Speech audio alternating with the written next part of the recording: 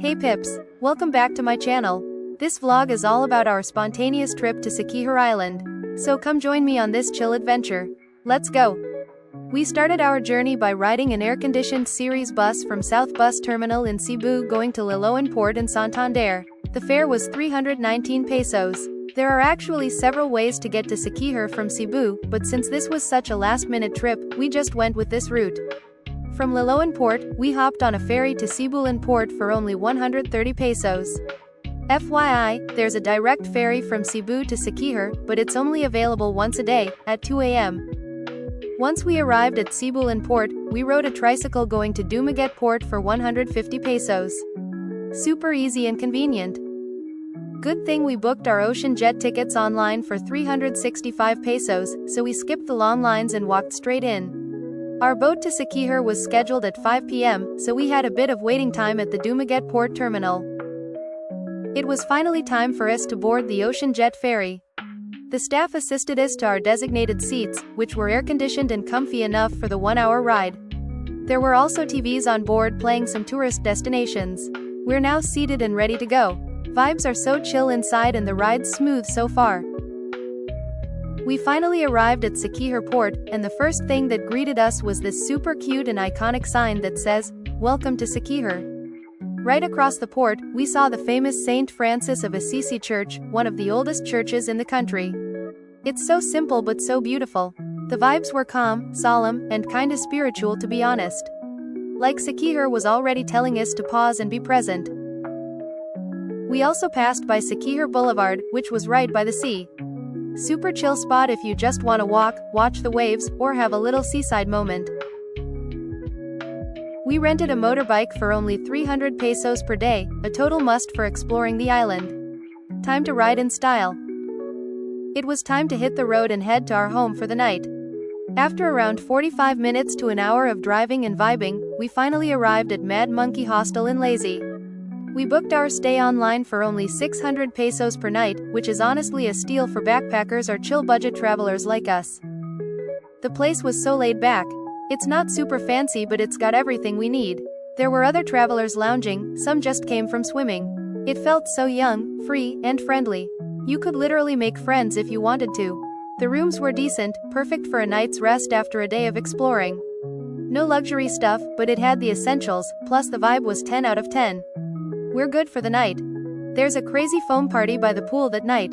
There were blasting music and soap bubbles flying everywhere, and we were literally dancing in the middle of it all. I did not expect this much foam. I'm having the time of my life. Next stop, Vibrations Dive Center. It's one of those peaceful beach spots where you don't need to do anything grand, you just show up, chill, and vibe by the sea. We didn't dive or snorkel, but the whole place made us feel so at ease. You can hear the waves, feel the breeze, and just enjoy the moment. We got hungry, so we headed to Boo Cafe, a cozy little cafe spot in Siquijor that serves both Filipino and Western food. The vibe inside was super laid back. It had this tropical boho aesthetic with wooden furniture. I ordered carbonara with mango shake, and my friend got calamaras with matcha tea.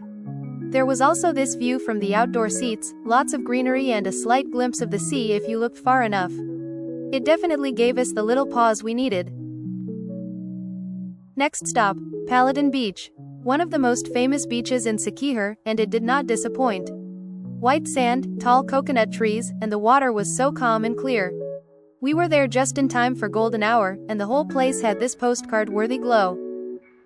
I've been seeing this swing all over IG and TikTok, so I just had to try it. It was so fun, the perfect mix of childhood nostalgia and beachy main character energy. We didn't swim this time, just chilled and watched the sun slowly set behind the sea. Next day, we were up early to visit one of the most iconic spots in Siquijor, which is called Cambugahay Falls. It's a bit of a hike going down, but so worth it. You can already hear the falls before you even see them. This place is seriously like a slice of paradise. A 3-tiered waterfall with glowy turquoise waters, lush greens all around, and this peaceful, hidden-away feel.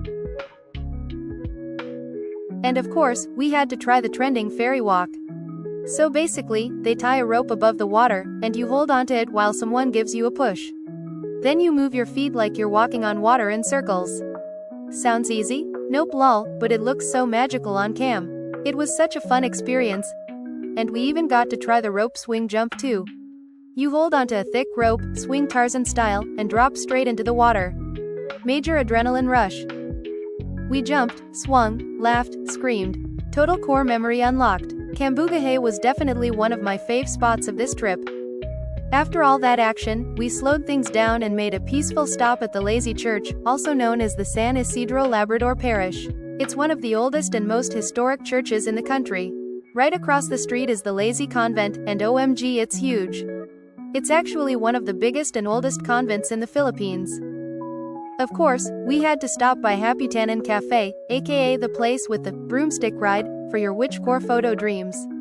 They set it up so it looks like you're flying midair with Siquijor's hills as your backdrop. Okay, this is harder than it looks. But we finally nailed the shot. Super fun and quirky, plus they also sell local snacks and souvenirs, so we grabbed a few pasalubong for the fam. You cannot leave without checking out their famous voodoo dolls and love potions. Next up, the famous Balit tree, estimated to be over 400 years old. It's massive, mysterious, and so cool to see in person. At the bottom of the tree, there's this fish spa pool where you dip your feet and let the tiny fish nibble off the dead skin. It was a fun little stop.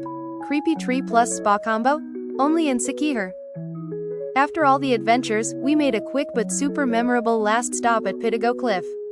It is one of Siquijor's chillest hidden spots, a wide, stony cliffside with mini palm trees and a straight-up stunning ocean view. It's perfect for slow walks, deep breaths, and main character moments. The rocks are rugged and textured, and when you look out, all you see is the deep blue sea stretching to the horizon. It felt like the edge of the world, in the best way. We had fun taking creative shots here. We also tried this human drone shot, where I just sat quietly on the edge of the cliff, facing the sea. Then someone took a wide shot from afar and slowly walked toward me to get that dramatic zoom-in effect. And just like that, our Siquijor escape came to an end. Few days of magic, laughter, nature, and moments I'll seriously never forget. Thanks for watching, and don't forget to like, comment, and subscribe for more adventures.